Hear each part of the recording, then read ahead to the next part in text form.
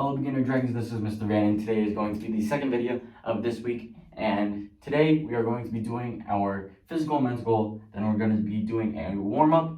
It's going to be a short one because at least for Auburn, I know that this week was their first week back in person, so I don't want them to feel more stressed out than they already are, and we're also going to be doing a part of our How Do I in Trouble, because last week we did the first part, this week we're going to do the second part, so next week we can put it all together and then we can have one coherent How Do I in Trouble. So anyways, our physical and mental goal. So our physical goal is speed. Like I said on Monday, speed for this week is going to be talking about acceleration, but speed itself is just basically how fast or slow you guys are going. But for acceleration, that's what we're learning this week. It's basically going faster or slower over time. So if I start off really slow in a race, so let's just say that I'm walking and then I start to jog and then I start sprinting full speed, that is acceleration. I got faster and faster as I kept on going. But let's say I want to stop and I want to stop all the way. Let's say I'm sprinting and the finish line is right there and I want to stop as fast as I can. So let's say I'm running as fast as I can and then I start jogging and then I get all the way down to a walking pace. That is also acceleration, but most people call it deceleration, and that's perfectly fine. You just have to know what acceleration and deceleration are. So acceleration, going as fast as you can, and then getting faster and faster. And then deceleration, going as fast as you are going, and then going slower and slower. That's just changing your speed over time. So if you're going slower, or if you're going faster, you're accelerating or you're decelerating. And you guys should know what the decelerating is, basically getting slower, and accelerating is, it's getting faster. Now, we're going to talk about our mental goal, which is perseverance. I was supposed to tell you about a story last week, but I didn't tell you a story last week, so I'm going to tell you what the story is now. I remember learning this story probably when I was a white belt, and now I'm going to tell you guys what the story is. So basically, it's about this farmer, and this farmer wanted to grow some bamboo. And if you guys don't know anything about bamboo, bamboo starts off growing really slowly, and then it gets really fast in growing. So one year, the farmer plants their bamboo tree. They water it, and for the first year, nothing happens.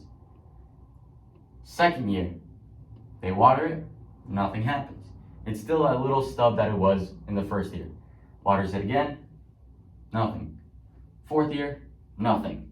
Fifth year, it grows to a huge tree. And that teaches you guys about perseverance. If you guys don't know the saying, Rome wasn't built in a day. Rome is a huge city and it has a lot of pretty stuff. There's the Colosseum, I'm pretty sure, unless that's in Greece, but I'm pretty sure it's in Rome. There's the Colosseum, there's a bunch of sculptures, and there's a bunch of paintings, and there's a bunch of stuff that looks really pretty. But that didn't all just come out of nowhere. It took days and days and even years and years to just build up that empire. And if they gave up at just the Colosseum, or if they gave up after that one statue, it wouldn't be as pretty as it is now. And it's the same thing with the bamboo tree. If you stopped watering it at the first year, the bamboo tree wouldn't even exist. Second year, if he stopped watering it, wouldn't even exist.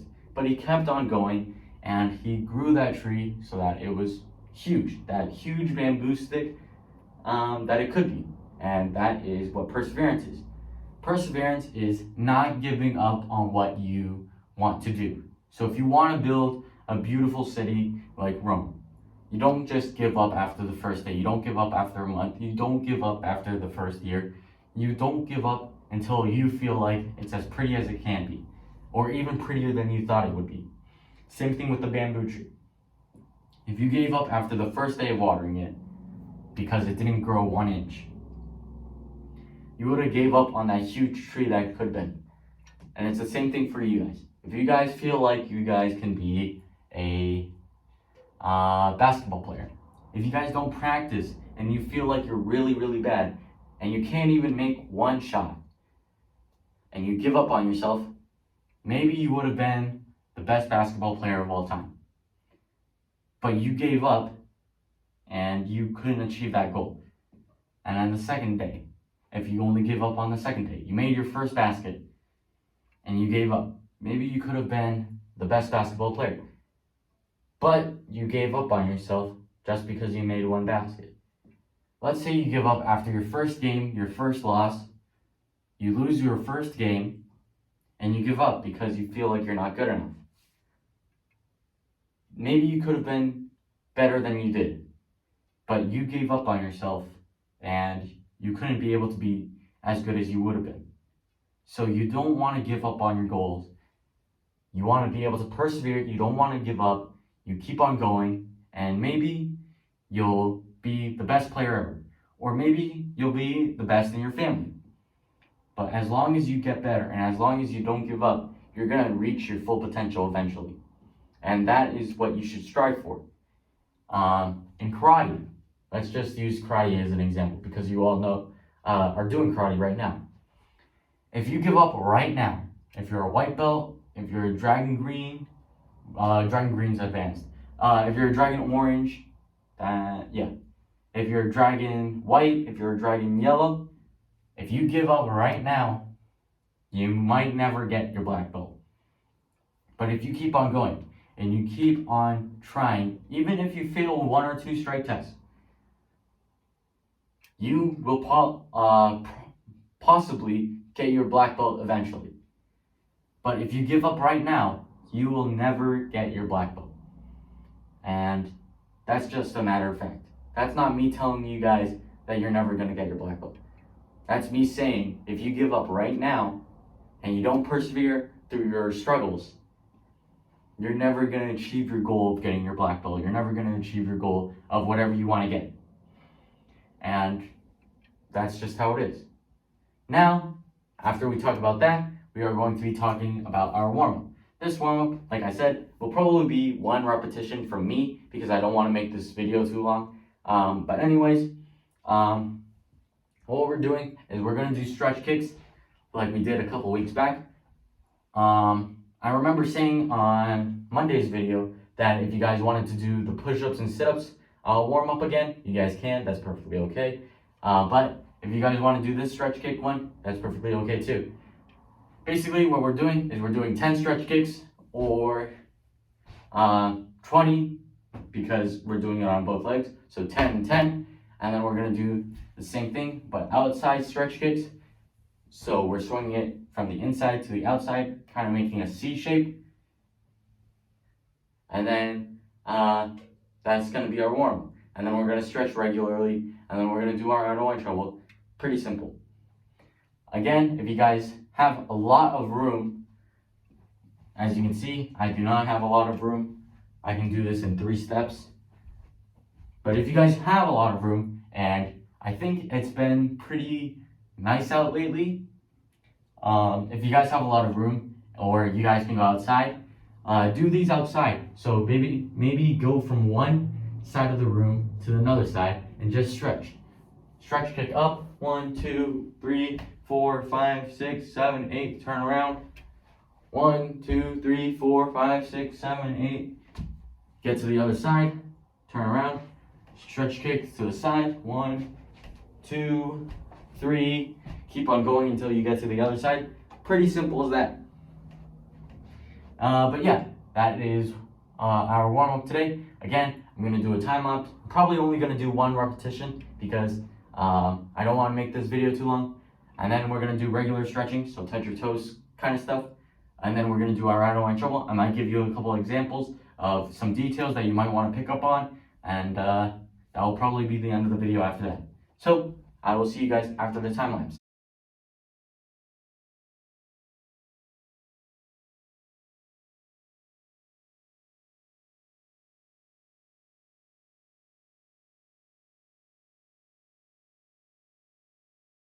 So as you guys just saw, I did 1 repetition of our stretch kicks, and then I stretched my legs, a little bit of my arms.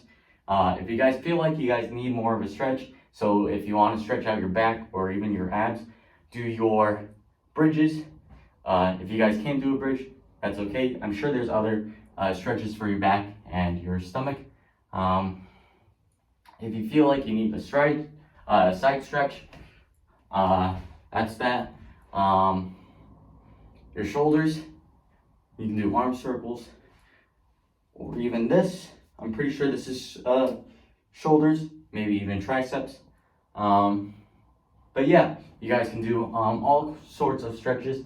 If your muscles are tense, you guys can do all that kind of jazz. But anyways, we're gonna do our I don't want trouble. So I don't want trouble. We're gonna get into our guard stance. Our left foot is in the front. Make sure that we have a toe heel line so that we're in line with our target. We do an up block chop, simple as that. We do a front kick, bring it all the way back. And that's our right on shoulder. Pretty simple. But I'm gonna give you a couple details that I wanted to make sure that you guys have. So that up block, making sure that it's open hand, and making sure that we're not blocking with the inside of our arm.